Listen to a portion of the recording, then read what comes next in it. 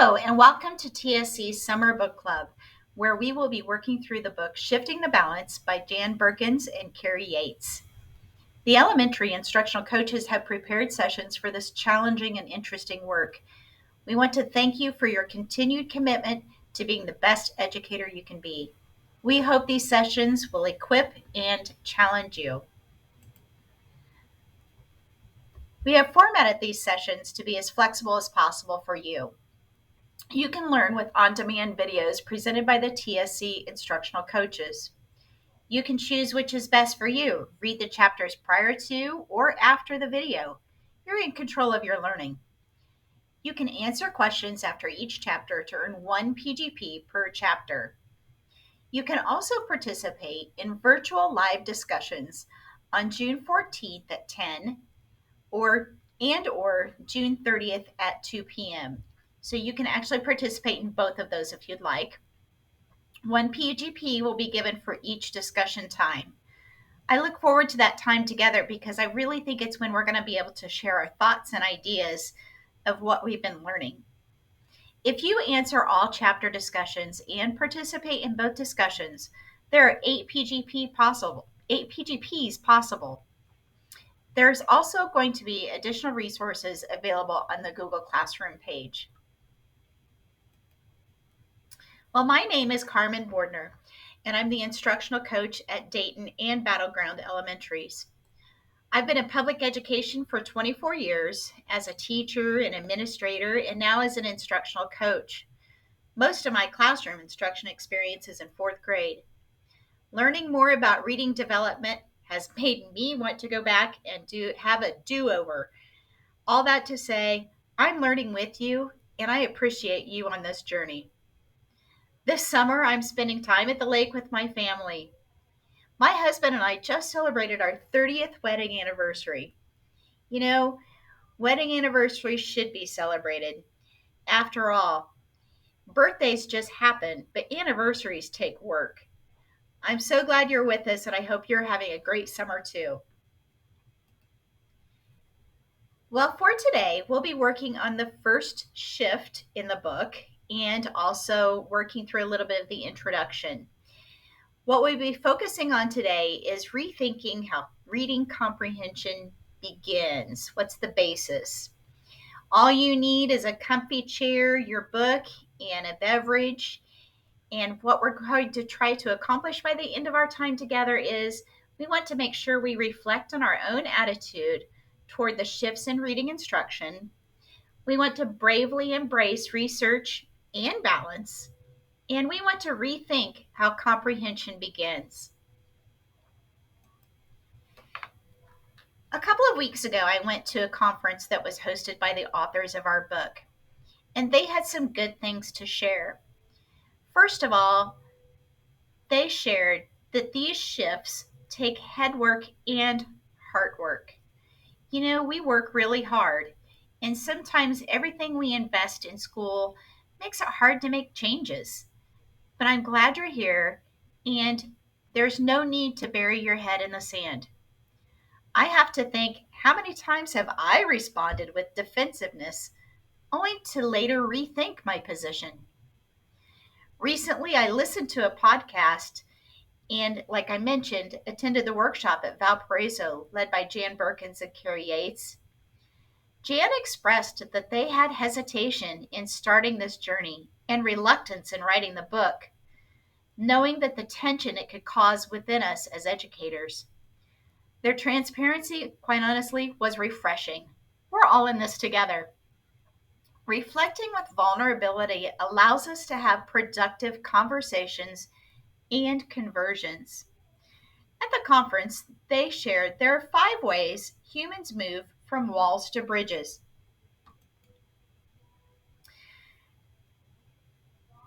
When we're thinking about moving from walls to bridges, we're thinking about our own attitudes and our own changes that we might want to make. We want to talk about 5 walls we're trying to avoid and 5 bridges we're working to build. So something we want to avoid is certainty.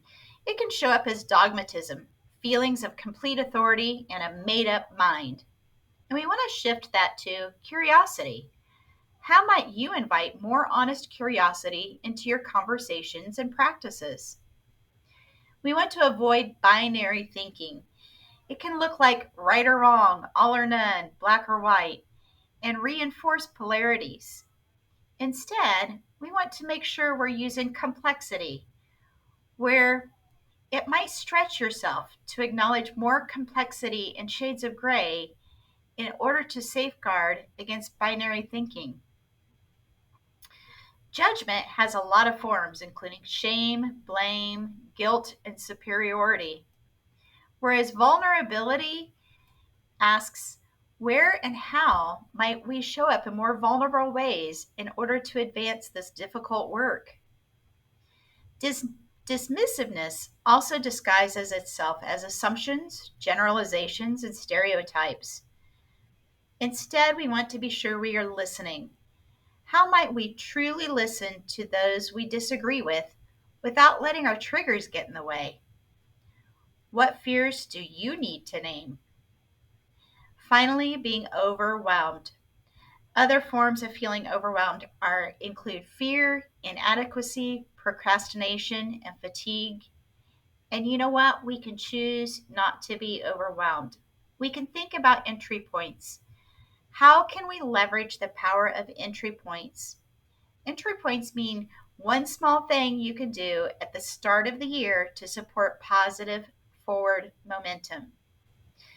The authors have created a graphic of this walls versus bridges, and it is posted on the Google Classroom under resources. You know what? You're here. You showed up. You're interested. Reflecting with vulnerability allows us to have productive conversations and conversions. Research shows book study participants get the most when they make connections between the texts they were reading, the topics they were discussing, and their own students and classrooms. Successful book studies are focused on professional expertise, growing collectively as a group. I'm glad you're here, and I applaud you for spending time over summer break learning. In the book on page 7, there's a list of commitments to our learning, and I love the very first one. It's being kind to ourselves. When I say I'd like to go back and do a do over for some of my reading instruction in the past, I have to recognize that we keep learning and we keep moving forward, and we just continue to do our best that we know how at this moment. Our second commitment is honestly appraising our current practices. Our third commitment is recognizing and reflecting on our own triggers and biases. Our fourth is actively working to lower our defenses. Reconsidering, reprioritizing, or simply letting go of less helpful practices, making space for some that are more effective. And finally, taking action rather than giving in to the paralysis of self doubt and being overwhelmed. You know what? You have permission to take some things off your plate when you discover that they may not be as effective as you thought they could be.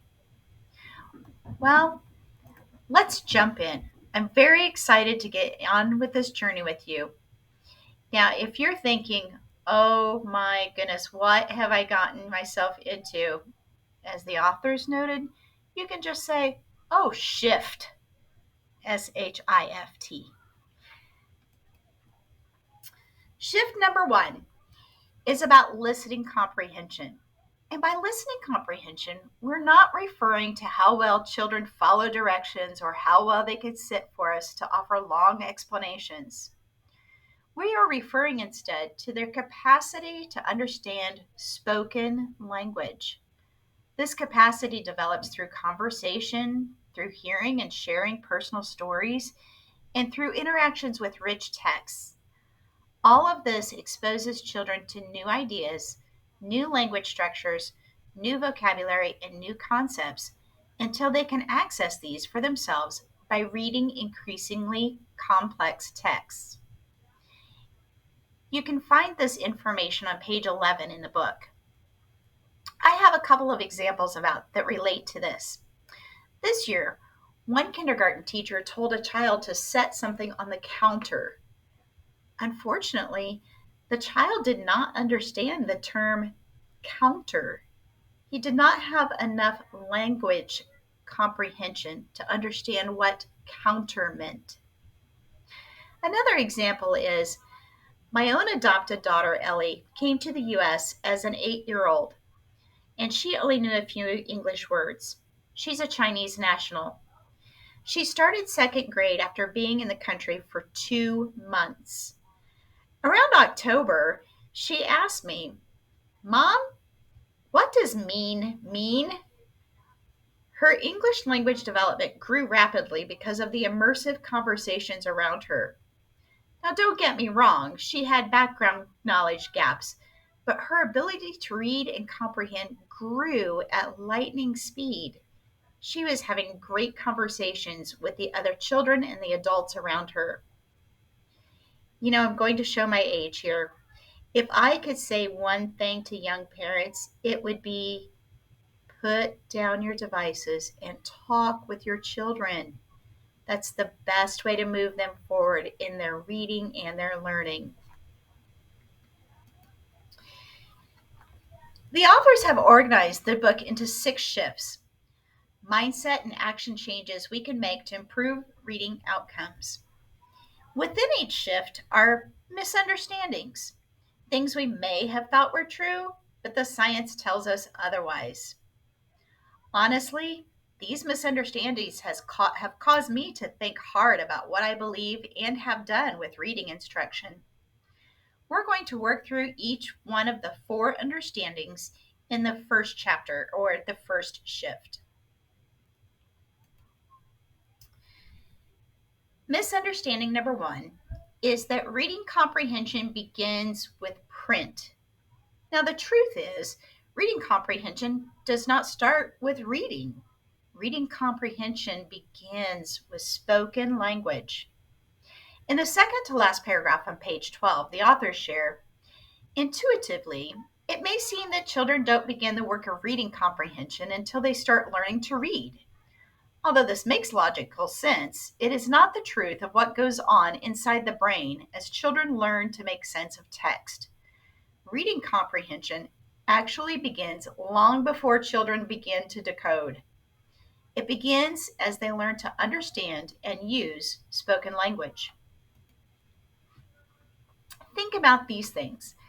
Reading is not natural to the human brain. We are, however, wired to learn language. We naturally learn to talk, but we have to be taught to read. The language comprehension we feed in one grade grows into the next grade, building oral language, vocabulary, background knowledge, and sentence structure. This is why vertical articulation of curriculum is so important. On page 20 in the book, the authors cite work about comprehension problems, which tend to be linked to limited language skills. They point out that these comprehension problems often stay hidden until later grades. Reading comprehension piggybacks on language comprehension. Our brains say the language or hear the speech when our brains translate the written language. Truly, there's no such thing as silent reading because our brains are reading the words to us.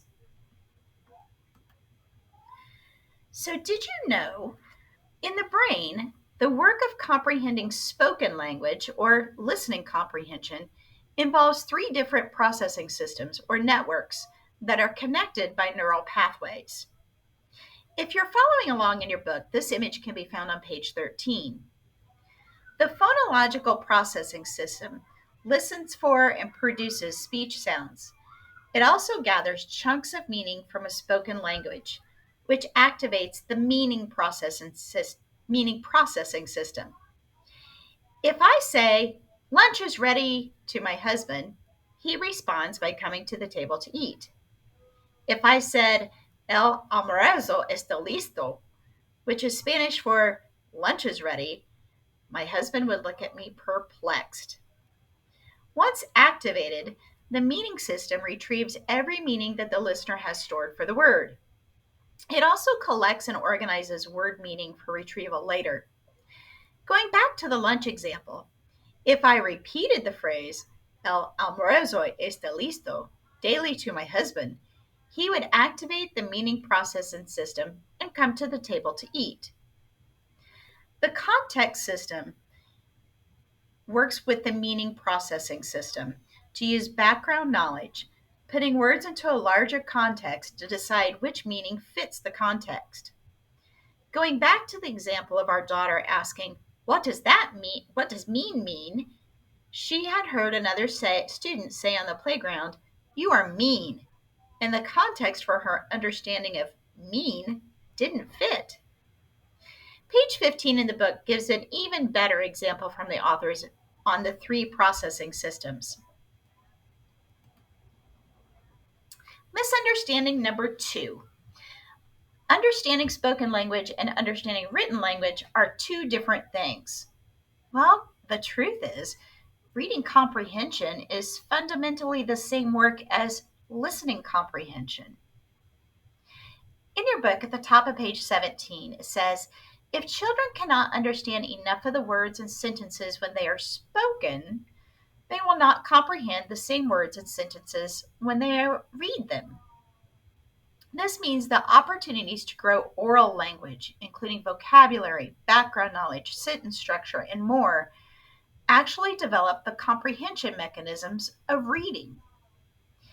In my experience, and my training is not as a speech language pathologist, but sometimes when students struggle with reading, we have to ask ourselves if there is a language disability as an underlying factor.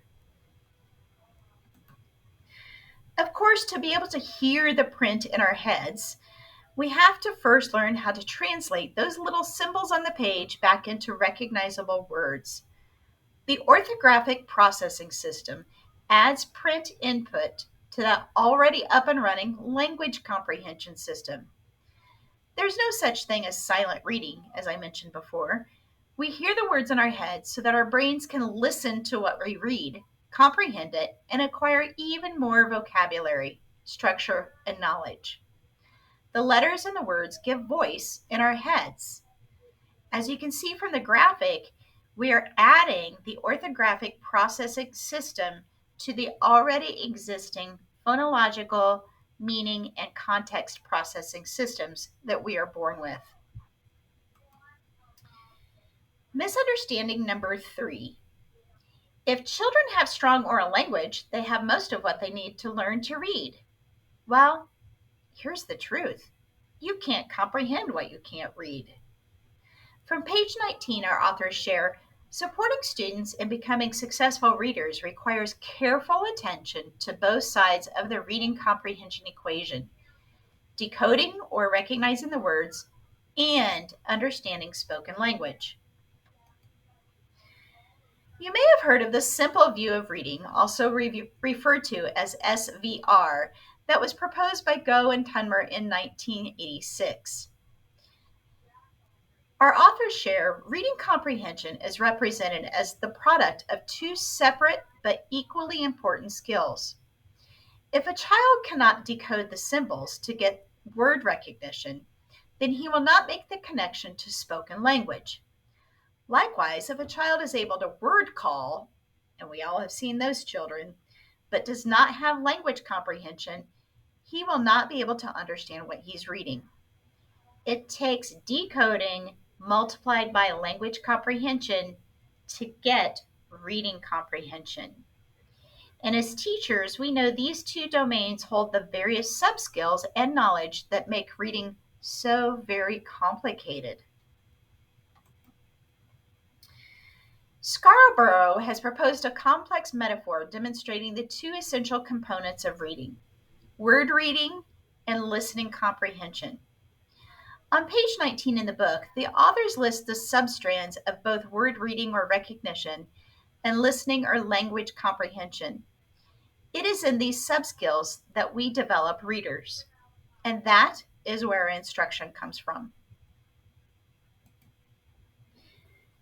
Misunderstanding number 4. Successful comprehension in beginning reading text means that reading comprehension is on track. Have you ever given a TRC level to a young child and thought, hey, they've got this? And then maybe later on, another teacher a year or two later says, oh, this child can't comprehend at all, and you are befuddled.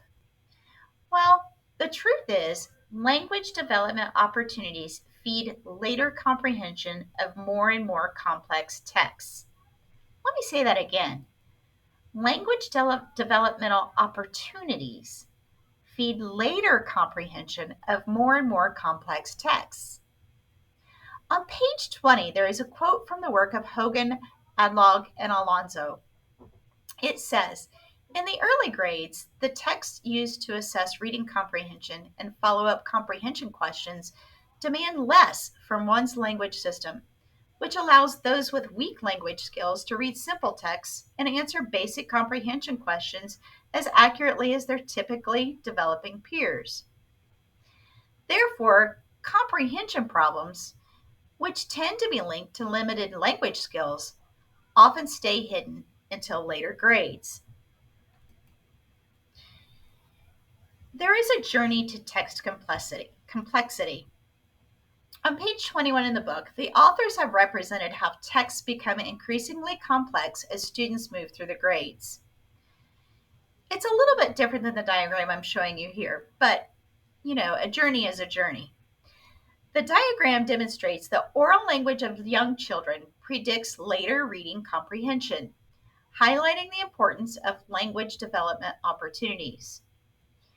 In typically developing readers, listening comprehension and reading comprehension become one and the same. I'm going to say that again.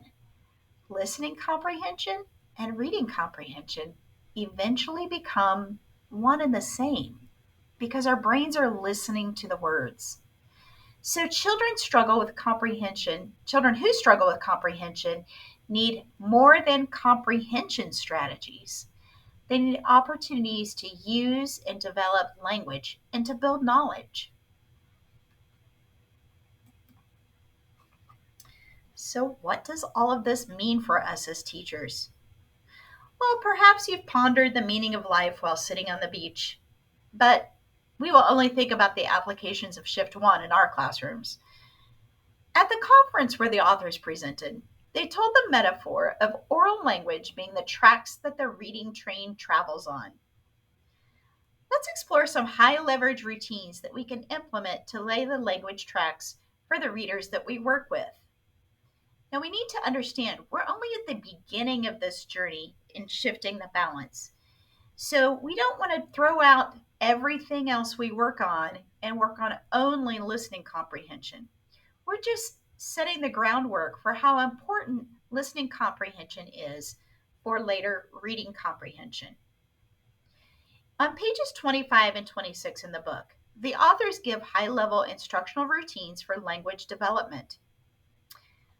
Will you consider how you might include these routines throughout the school day? I found them challenging but helpful. The first routine that the authors share is called dialogic conversations. This graphic, by the way, is in the resource section of Google Classroom that you have been added to. Or it can be downloaded from the Six Shifts website. One idea for developing oral language in students is the use of dialogic conversations. These conversations occur naturally, but can be very intentional in building vocabulary in students. There's 4 parts to a dialogic conversation. The teacher or the adult asks a question. The student answers. The adult repeats the student's answer, and the adult expands on the student's answer. And if there's any correction needed, you make the correction. Let me give you an example. In a dialogical conversation, you might ask, what are the children doing when looking at this picture? The student may respond, the kids are going in the water. The adult responds with repeating what the child said, the kids are going in the water, and then expanding. The children are leaping into the ocean waves crashing on the shore. So do you see how we've added more vocabulary to the answer?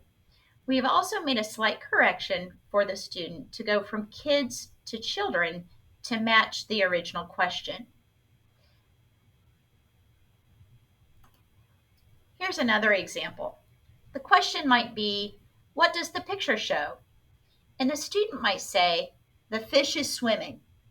The teacher repeats the student's response, the fish is swimming, and then expands with vocabulary. The great white shark maneuvers in the ocean. Now, again, the teacher may have made some sort of a correction here in terms of saying great white shark in place of fish and maneuvers in place of swimming. So don't be afraid to introduce those more difficult, more complex vocabulary to younger students. Another strategy is to do interactive read alouds. When you're doing an interactive read aloud, you want to choose text with more complex ideas, words, and language structures. Before you read to the children, read the book. I know this seems obvious, but man, we're short on time. That seems like an easy shortcut, but your preparation will pay off. Use Post-its to mark the pages with questions or things to show students. And think about that interactive read aloud, what that interactive read aloud will be focused on. Do you want to focus on vocabulary, building background knowledge? While you're reading to the students, stop to ask questions. Use the pages you marked as prompts for questioning. Let students answer questions in different ways, maybe with a group, to a peer, or just thinking to themselves. Call on students randomly so that you get a good cross-section of how students' understanding is coming along. This is also a great time to use those dialogic conversations that we just mentioned. Also, it pays off to have a structure or a routine for students to share with each other. After you read, keep the books in a location in the classroom that kids have access to so they can reread them. Use the book as a mentor text in either reading or writing. And read it more than once and reference it in future mini lessons and discussions. Another great strategy for building vocabulary and interesting words and complex language structures and engaging information is picture books. On page 28, the authors give guidelines for using picture books. They suggest that we choose text with more complex ideas, words, and language structure than most of your children would be able to read for themselves. We preview the text again for interesting and unfamiliar vocabulary. And we set the stage. You could also set the stage for a treasure hunt for interesting words while reading. We also, as teachers, make sure we're comfortable using a parenthetical explanation of high utility vocabulary. Let the brief explanation of the meaning of a word be a natural flow while you're reading.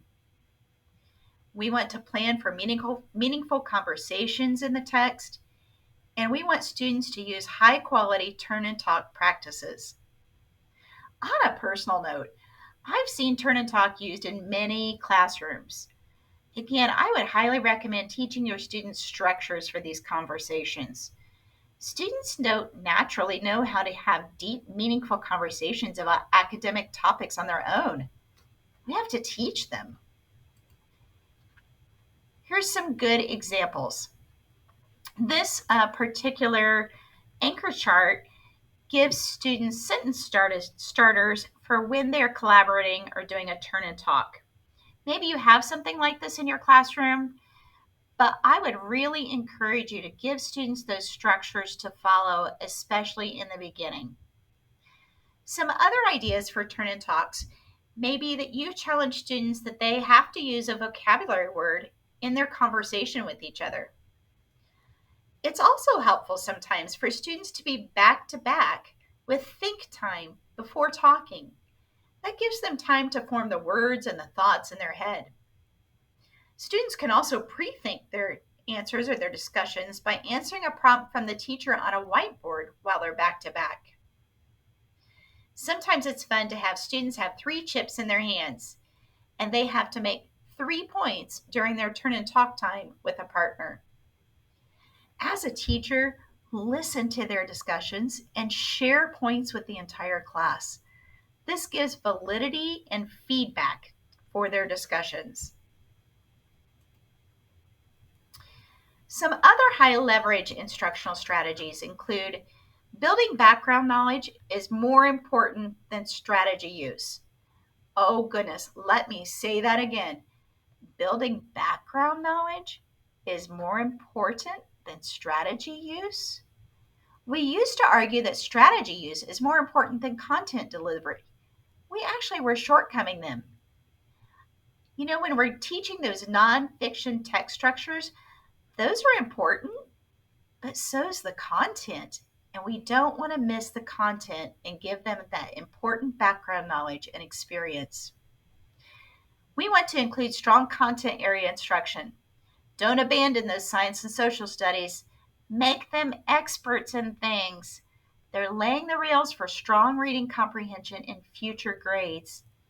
Don't forget to think vertically to what your students will experience beyond your year with them.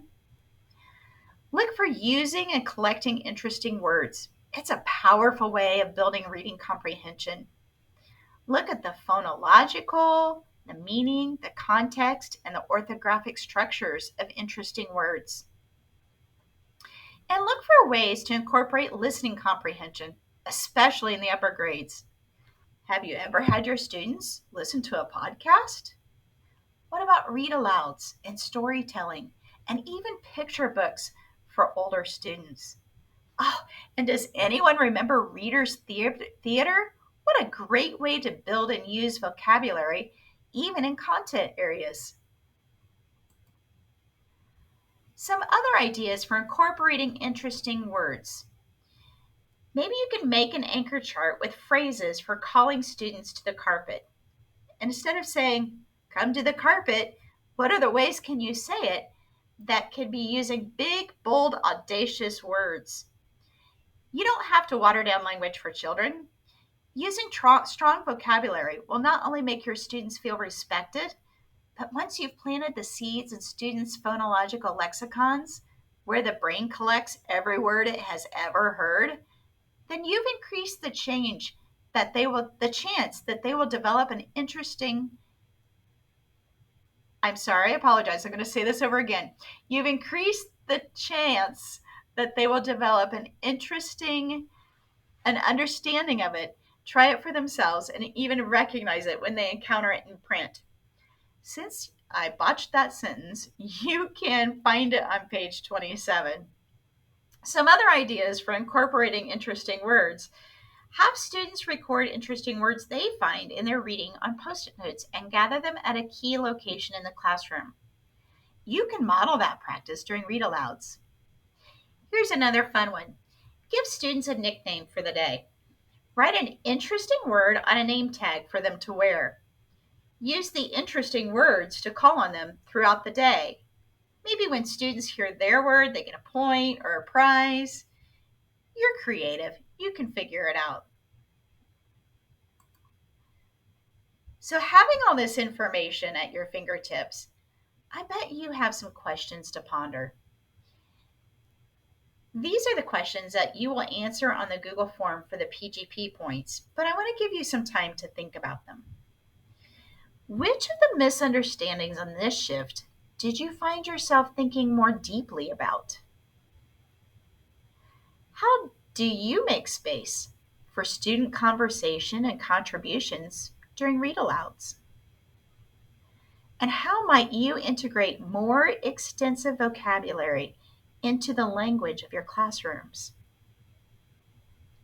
I don't know about you, but this shift truly challenged me and made me think about all the amazing ways we can integrate listening comprehension to build for future reading comprehension. For your reference, the authors have shared many resources that are available for you to download.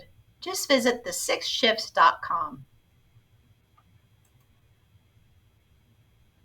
On another note, the PGPs will be sent out to you at the end of our summer sessions. And finally, thank you. Don't hesitate to reach out if you have any questions. We're here learning together, and I'm very excited for this journey. Have a great day.